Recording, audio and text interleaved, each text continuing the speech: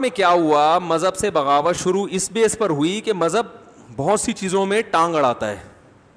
زنا نہیں کرنے دیتا مذہب, مذہب زنا کرنے دیتا ہے, مذہب شراب پینے دیتا ہے, مذہب سود کھانے دیتا ہے. مذہب کہتا ہے جب آپ نے غریب کو پیسہ دیا ہے تو پیسہ دے کے بھول نہیں جاؤ کہ اس کو فائدہ ہو نقصان ہو, اس نے اتنے پیسے دینے ہیں.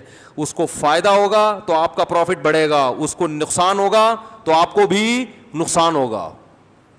اس سے پیسے کا جو ڈسٹریبیوشن ہے وہ معتدل رہتی ہے, ورنہ ایک ہی کو نقصان ہوتا رہے گا, انویسٹر تو پیڑے کھاتا رہے گا بیٹھ کے, وہ پیسے سے پیسہ چھاپتا رہے گا.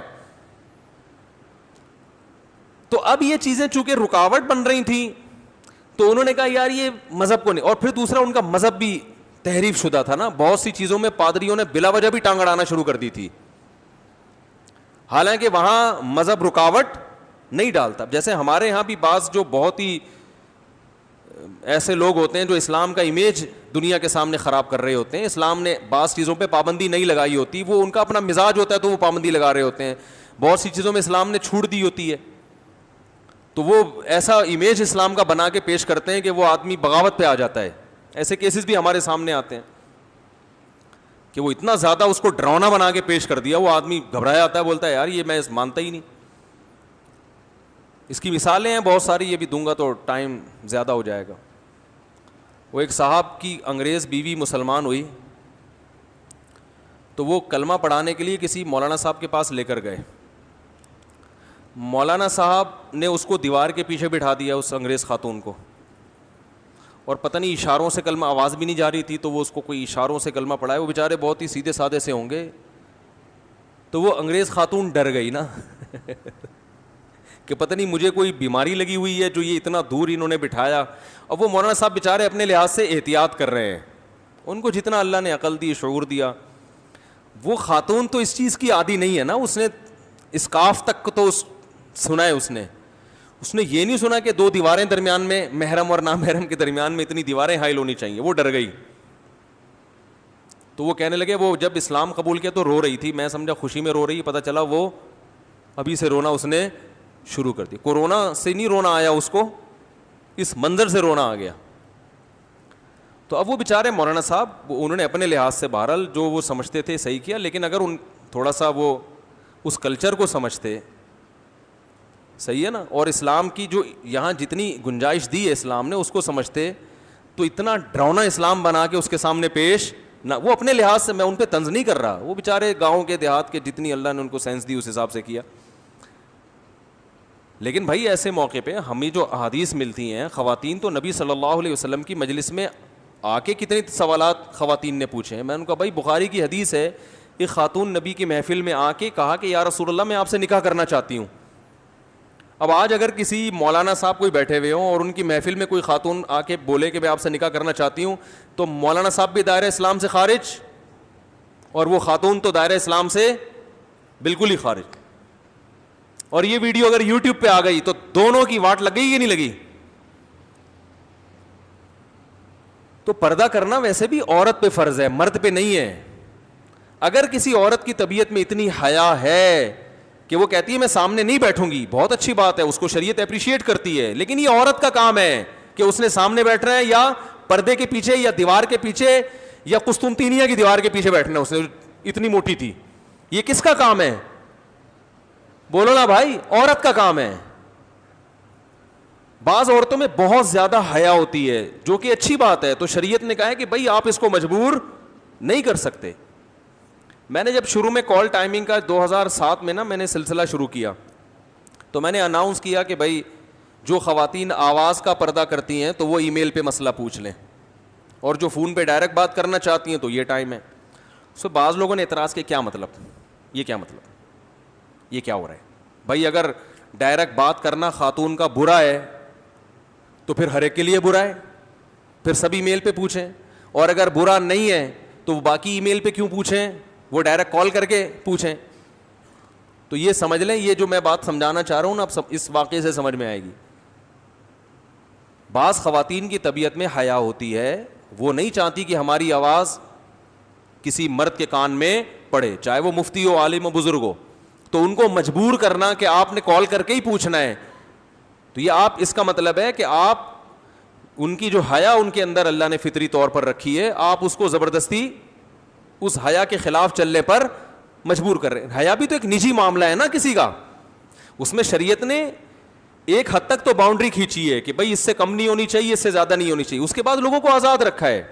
ہمیں صحابیات میں ایسی خواتین بھی ملتی ہیں جو اپنے لباس کا بھی پردہ کرتی تھیں, جن کو مخدرات کہا جاتا تھا. مخدرہ اس عورت کو کہتے ہیں جس کے برقعے پہ بھی کسی کی نظر نہ پڑے. جب یہ ہم حدیثوں میں پڑھتے تھے تو ہمیں سمجھ میں نہیں آتا تھا ایسی عورتیں بھی ہوتی تھیں. تو ہماری دادی ہمیں بتایا کرتی تھیں, اللہ ان کی مغفرت فرمائے, کہ ہندوستان میں وہ بتاتی تھیں کہ جو مالدار عورتیں ہوتی تھیں نا وہ اسی طرح پردہ کرتی تھیں. تو چونکہ دادی کا ہمارے ایک بہت مالدار فیملی سے تعلق تھا, تو وہ ہمیں بتاتی تھی کہ ہم جب گھر سے باہر نکلتے تھے تو گلی کو دونوں طرف سے بند کیا جاتا تھا, سمجھ رہے, تمبو لگا کے, گھر کو نا اس طرح سے بھی ادھر سے بھی. پھر ڈولی میں بیٹھتے تھے اور وہ ڈولی اٹھا کے, بھائی گدھے گھوڑوں پہ سفر نہیں, جو عورتیں ہیں نا وہ اس طرح کرتی تھیں سفر, پھر اس ڈولی کو بٹھا کے گدھا گاڑی پہ رکھیں یا بیل گاڑی پہ رکھیں یا جہاں بھی لے جا کے رکھیں. تو بڑے گھروں میں یہ علامت سمجھی جاتی تھی, یہ فخر کیا جاتا تھا, بھائی ان گھر کی عورتیں ایسے پردہ کرتی ہیں کہ ان کے لباس پہ بھی کسی کی نظر نہیں پڑتی. تو اس میں اگر کوئی حرج نہ ہو تو اس میں کوئی گناہ نہیں ہے. لیکن اگر کوئی عورت یہ پردہ نہ کرنا چاہے تو آپ اسے مجبور نہیں کر سکتے, کیونکہ صحابیات میں ایسی عورتیں بھی تھیں جو اس طرح پردہ نہیں کرتی تھیں. تو ایک تو واجب پردہ ہے, اس کی تو شریعت نے حکام بیان کر دی ہے, اس سے اوپر کیا ہے, مستحب ہے, غریبی ہے. تو اگر کسی کوئی حرج واقع نہ ہو رہا ہو تو عورت جتنا مرضی پردہ کر لے, شریعت نے اس پہ پابندی نہیں لگائی. ہاں وہاں لگائی ہے جہاں کوئی حرج ہو رہا ہے. مثال کے طور پر حرج کبھی دنیاوی ہوتا ہے, کبھی اخروی ہوتا ہے. بیمار ہیں, مر رہی ہیں, فیمیل ڈاکٹر مل نہیں رہی ہے, میل ڈاکٹر سے علاج ہوگا, نہیں جی ہم تو ہمارے تو برقعے پہ بھی کبھی کسی نامحرم کی نظر نہیں پڑی, تو یہ میل ڈاکٹر ہمارے بلڈ پریشر کیسے چیک کر سکتا ہے. تو بھائی رگ پھٹ جائے گی دماغ کی محترمہ, ٹھیک ہے نا, سمجھ میں آ رہی ہو. اب یہی فی الحال یہی ڈاکٹر ملا ہے ہمیں. تو اب یہاں کیا ہوگا کہ یہ حیا ایسی ہے جس سے فائدے کے بجائے کیا ہو رہا ہے, نقصان ہو رہا ہے نا, جسم کو نقصان ہو رہا ہے. تو یہاں پھر اپریشیٹ نہیں کیا جائے گا اس حیا کو, یہ ضرورت ہے ایسے موقع پہ. اسی طرح حیا بعض دفعہ رکاوٹ بنتی ہے شرعی حکم کو پورا کرنے میں. سفر کر رہی ہیں کوئی خاتون, ڈولی میں بیٹھی ہوئی ہیں, فار ایگزامپل نماز کا ٹائم ہو گیا, زمین ڈولی میں تو کھڑے ہونے کی جگہ نہیں ہوتی نا, اور وہ کھڑے ہو گئے سارے ڈولی اٹھانے والے وہ سارے بیٹھ جائیں گے پھر, ٹھیک ہے نا. نماز کا ٹائم ہو گیا, ٹرین میں سفر ہو رہا ہے, جہاز میں سفر ہو رہا ہے, نماز کا ٹائم ہو گیا. اب شریعت کہتی ہے بھائی جاؤ وضو کرو, چہرہ دھو اور تمیز سے نماز. نہیں جی ہمیں شرم آ رہی ہے, ایکچولی اتنے سارے جینٹس اور اتنے مردوں کے بیچ میں کیسے نماز پڑھوں گی, میں تو بہت شرم والی ہوں, میرے تو آج تک ناخن کسی نامحرم نے نہیں دیکھا. اور بھائی جاؤ تمیز سے جا کے وضو کرو, اور وضو کے لیے چہرہ بہرحال کھولنا پڑتا ہے. تو جتنا پردے کا انتظام ہوگا لیکن آپ کو نماز پڑھنی پڑے گی. سمجھ میں نہیں آ رہی, میرا خیال ہے بات آ رہی ہے کہ نہیں آ رہی ہے.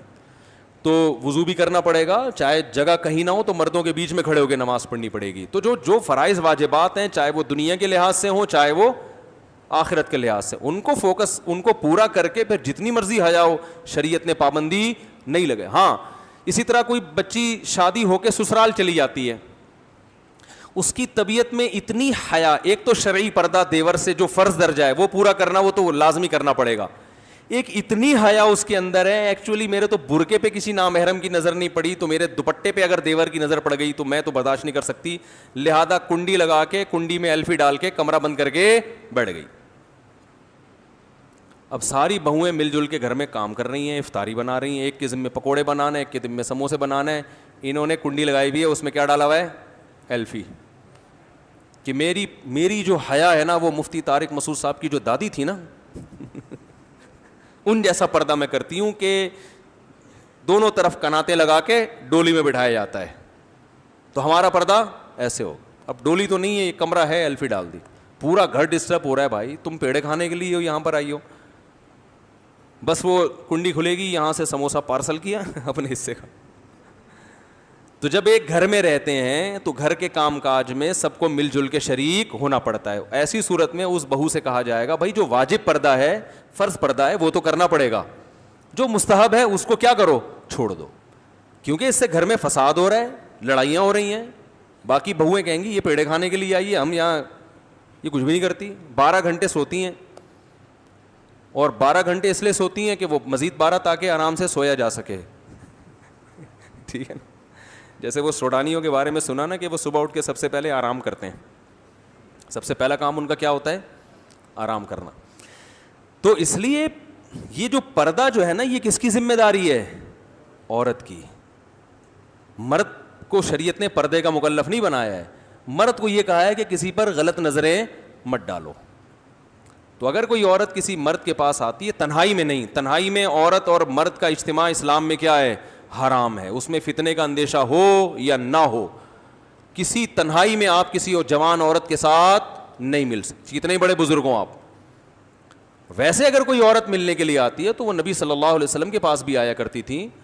دیکھیے نبی صلی اللہ علیہ وسلم نے حجۃ الوداع کے موقع پر کیا ہوا ہے کہ آپ صلی اللہ علیہ وسلم کے پیچھے سواری پہ فضل ابن عباس رضی اللہ تعالیٰ عنہ بیٹھے ہوئے تھے, بالکل جوان تھے, خوبصورت تھے. ایک بوڑھا اپنی جوان بیٹی کو لے کر آیا کوئی مسئلہ پوچھنے کے لیے, تو حضرت فضل ابن عباس جو ہے نا اس بچی کی طرف, لڑکی کی طرف دیکھنے لگے. تو آپ صلی اللہ علیہ وسلم نے بڑی محبت سے ان کا چہرہ جو ہے نا اپنے ہاتھوں سے یوں کر کے ادھر گھما دیا, ٹھیک ہے نا, کہ ادھر نہیں دیکھو. اور آپ نے کیا الفاظ ارشاد فرمائے, رأیت الشاب والشابۃ فخفت علیہما, میں نے ایک جوان لڑکا دیکھا اور جوان لڑکی, مجھے دونوں پہ خطرہ ہوا. خطرہ دونوں طرف سے ہوتا ہے نا, وہ بھی بڑے خوبصورت تھے تو اس کا بھی ڈر تھا کہ یہ لڑکی عشق میں مبتلا ہو سکتی ہے, یہ بھی ڈر تھا.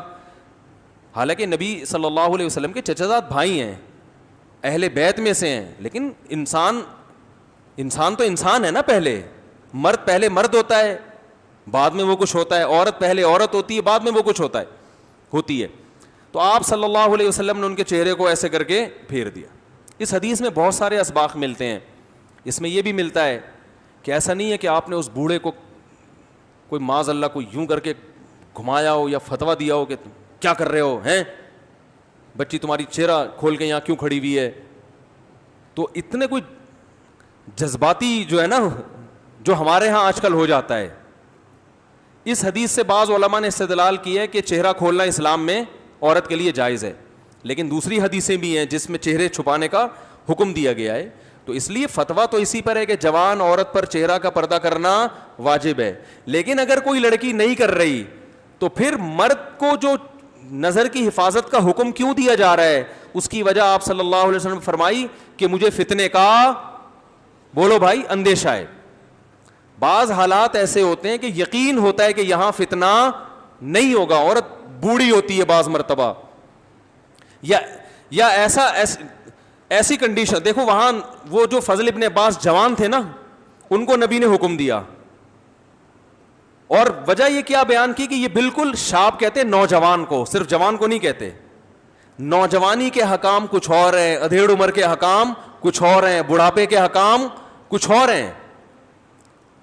تو میں جب لوگوں کو مسئلہ بتاتا ہوں نا ان سب ان کی عمروں کا, وہ کنوارا ہے تو اس کے حکام کچھ اور ہیں, شادی شدہ ہے تو اس کے حکام کچھ اور ہیں, ایک شادی ہے تو حکام کچھ اور ہیں, 4 بیوی ہیں تو حکام بالکل چینج ہو جاتے ہیں. وہ بیچارہ اپنی بیویوں سے نظریں چھپاتا پھر رہا ہوتا ہے. سمجھ میں آ رہی ہے بات؟ جس کی 4 بیویاں ہوتی ہیں نا, میری ابھی ہے نہیں 4, میرے اوپر فٹ نہ کریں آپ لوگ, جس کی 4 ہوتی ہیں نا 4, اس کو تو بیچارے کو اپنی بیگم کو دیکھنے کے لیے بھی کچھ انرجی کی ضرورت ہوتی ہے. تو عفت اور پاک دامنی آتی ہے نا نکاح سے. تو ایک ہی لاٹھی سے سب کو ہانکا نہیں جاتا.